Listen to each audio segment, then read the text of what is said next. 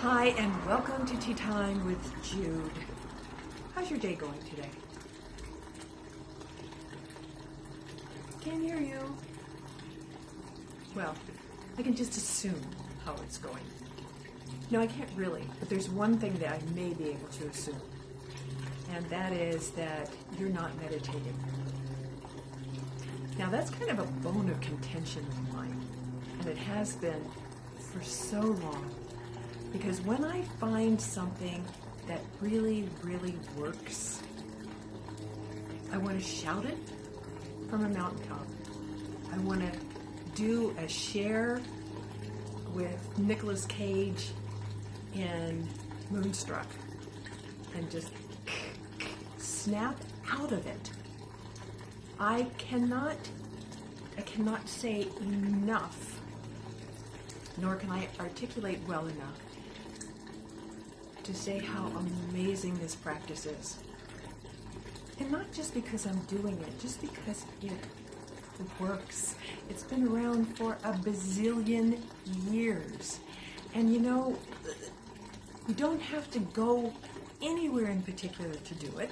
You don't have to be in an environment that is so special that you have to plan to go and meditate. I mean, I have meditated in a doctor's office, just waiting until they called me in. I've meditated in my car when I'm waiting for an appointment.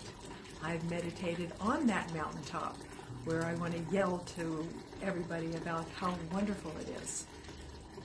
I've meditated in the closet. I've meditated when I was a flight attendant on the airplane. You know that restroom that always seemed to be locked off? And I was in there. I was doing meditation. I started doing meditation back in the early 1970s when George Harrison of the Beatles brought Maharishi Mahesh Yoga over to the United States. And that's when Transcendental Meditation came into popularity. It had been around for a long, long time. But that's when I started. And I didn't really know what I was doing, and I'm not even sure just exactly what drove me to do it, other than the fact that I guess when I was that young, I just thought it was a cool thing to do. So fast forward to today. One of the many things, or a few of the many things that meditation can do for you, and I think we're experiencing a few of them, it reduces stress. Certainly takes care of the anxiety, lowers your blood pressure. Because you're less stressed, you find yourself sleeping better. When you're sleeping better and you're reducing your stress, you're able to focus more, which helps you to be more creative. There is a lot more self-awareness because you are eliminating stress and anxiety. And there are more appendages that kind of branch off of all of those things. I can give you for instance, when my mother was really sick, and she lived down south, and I was driving back and forth all the time, and I could tell when I skipped a day or two.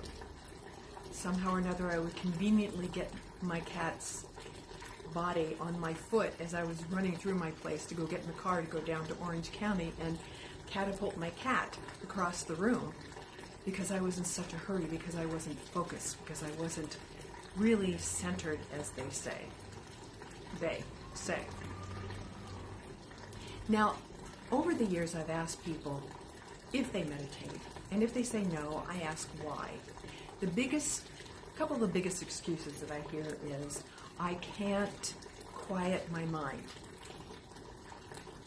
Well, if you're in a coma, your brain waves are still active, right?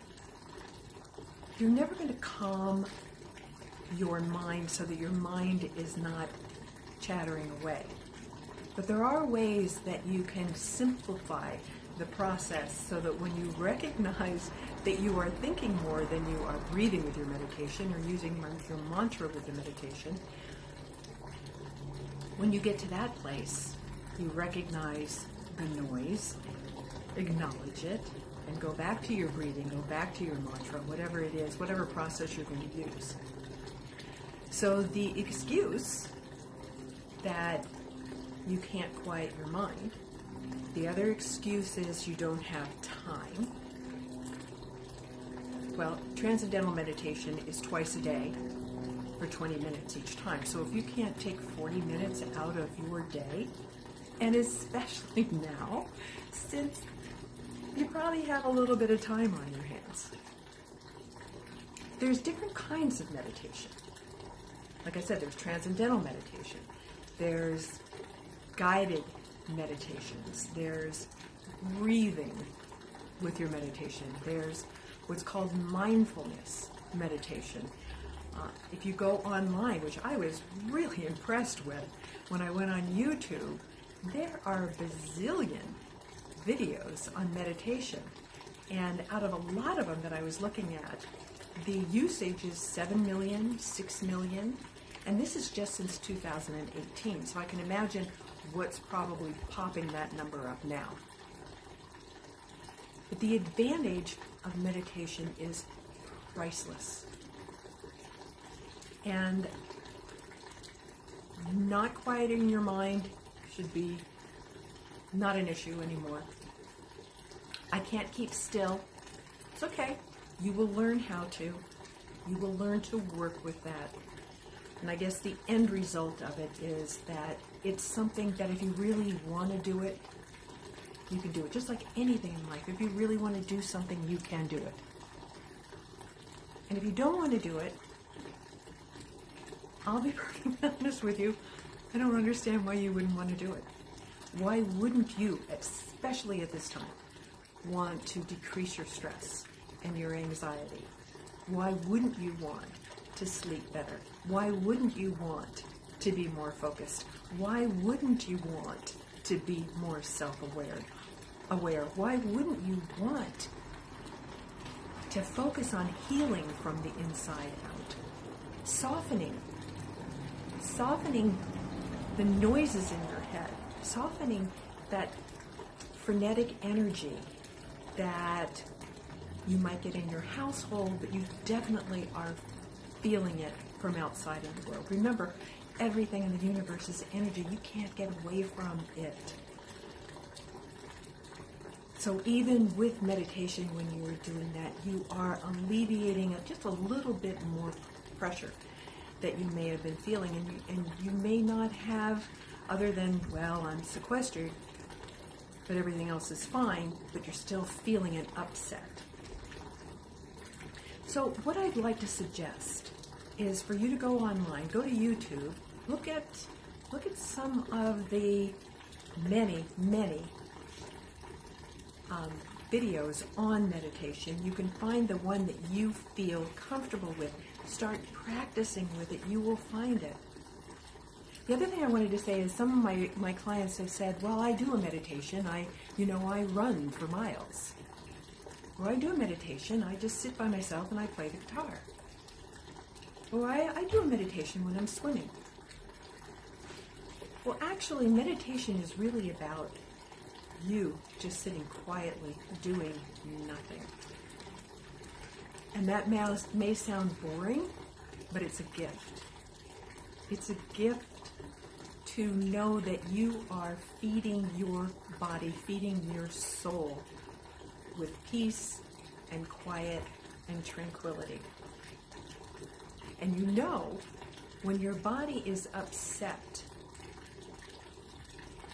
you can create a dis-ease in your body. Dis-ease in your body.